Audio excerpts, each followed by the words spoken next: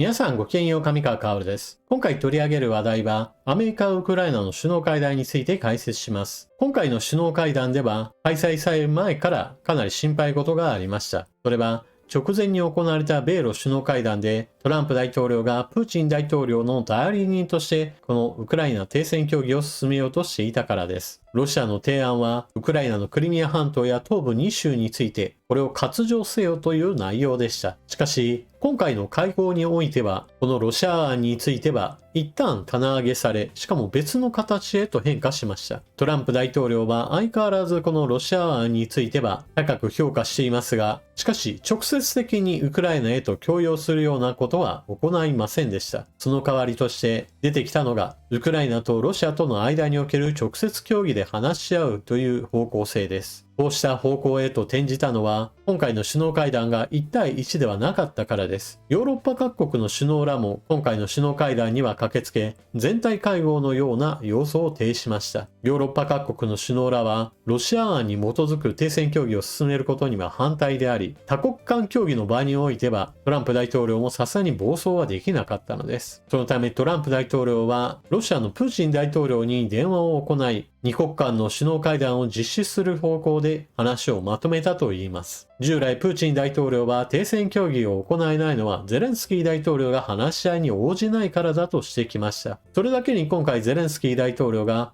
領土問題については直接的に話をするという意思を示したことにより、この首脳会談の申し出を断るといったことが今の話の流れからはちょっと難しかったと考えられます。もしも断っていれば停戦協議に後ろ向きなんだなといったメッセージを発することとなり、それこそトランプ大統領が棚上げしていたことをやっぱり実施しますと言い始める可能性が出てくるわけです。それがロシアへの追加制裁やロシアと取引している国に対する二次制裁、こういった問題が浮上する可能性があるわけです。そしてヨーロッパ各国の首脳が会談に加わることによってかなり役割の分担といったものがうまくいったと言えます。というのもゼレンスキー大統領とトランプ大統領1対1だけの場合であれば、やはり超大国アメリカのトランプ大統領の意向といったものはより強く影響が出ます。しかし、ヨーロッパ各国の首脳が加わることによって、この圧力をかなり軽減することができました。そして、ゼレンスキー大統領自身も今回の会合においてはかなりトランプ対策を行ってきまし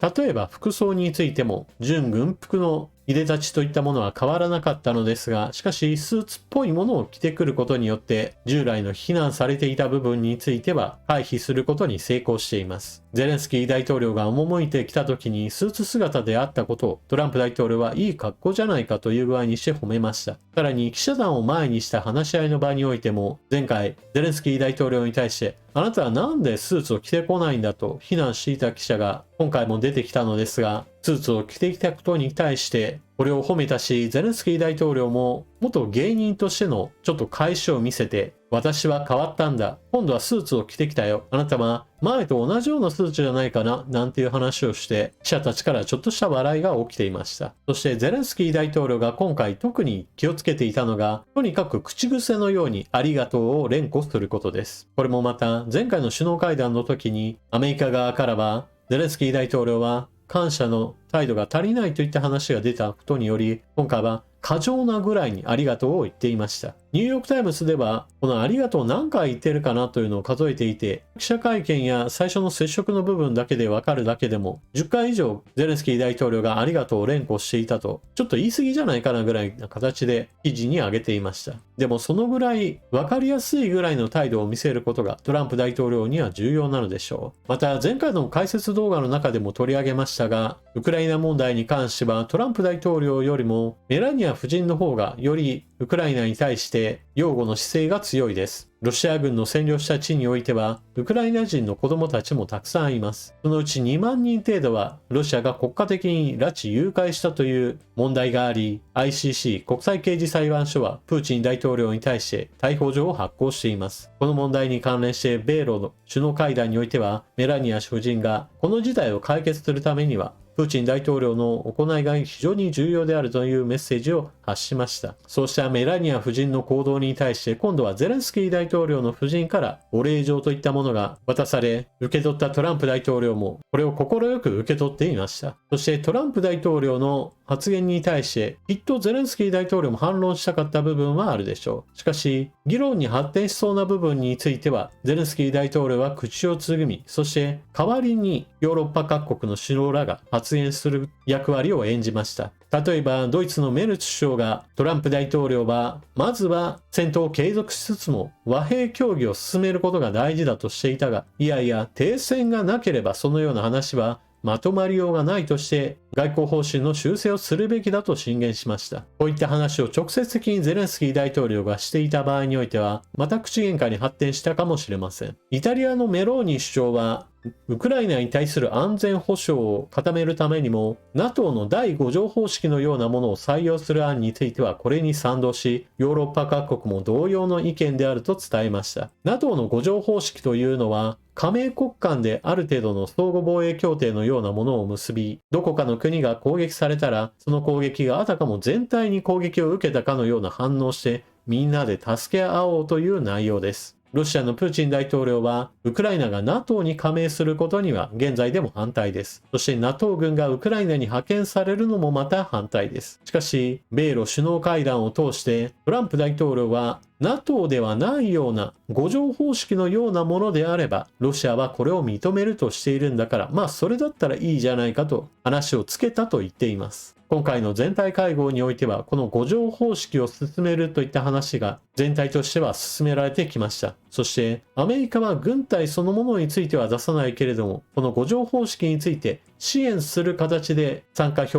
明を行っています。ちなみに現在のところこの5条方式による安全保障に関しては具体的にどうするかおそらく思い描いている姿は各国において異なっているものとみられます。ヨーロッパ各国は平和維持部隊を創設し参加国による部隊派遣といったものもある程度考えているようです。部隊を派遣するということは当然のようにロシア軍による攻撃される危険性もあるため、ドイツ、フランス、イギリスといったちょっと主要国しか部隊は出さないかもしれません。しかし平和維持部隊もしくは平戦監視部隊といったようなもので現地に部隊を送り込むことができれば書類上の約束だけで停戦するといったことに比べればまだ停戦を維持するだけの抑止力を期待することが一応はできます。ちなみに NATO のルッテ事務総長はこの5条方式による停戦維持監視については日本やオーストラリアも含めての協議を進めるとしており、石破総理大臣も日本でできることが何かあるのか前向きに検討したいという話をしています。現在の日本の法律体系においてはおそらく平和維持部隊を出すといったことはちょっと政治的に難しいでしょう。何しろ約束破りをするのは当然と考えられるロシア軍ですから、前線にどこの部隊がいたとしても攻撃をした上でいやいややったのはウクライナ軍だよみたいな嘘を平気でつく可能性も十分あるからです。そしてプーチン大統領にしてみればこの5条方式の安全保障について言ってもおそらくヨーロッパとは異なり平和維持部隊のようなものは認めないという考え方を持っている可能性が高いと私は見ています。それこそ部隊はウクライナに入らない。だけれども何かあったら助けるという約束を条約として持つぐらいだったら許すぐらいのちょっと緩い形での支援協定について許容しているだけと見られます。このあたり実際のところどこまでロシアが認めるのか今後の外交交渉で話を詳しく詰めなければならないでしょう。そういった意味では今回の首脳会談においてはウクライナに対して領土の割譲をトランプ大統領が迫るといったことは回避することに成功しました。しかし全体の大きな流れとしてトランプ大統領は和平協議がまとまるまではロシアに対する制裁は行わない。取引している国に対して二次制裁をすることも棚上げとする。さらにはアメリカによるウクライナに対する直接的な軍事支援もしない。この形そのものについては変わらないわけなので、最悪は回避できたけれども最高の状態といったわけではありません。ただし、アメリカによる兵器の販売については許可していますから、この部分については前進が見られました。今回ヨーロッパ各国の首脳が集まることによって、このアメリカの兵器を買ってウクライナに供与する大枠での話が一つ前進したようです。日本円で約13兆円分のアメリカ製の兵器や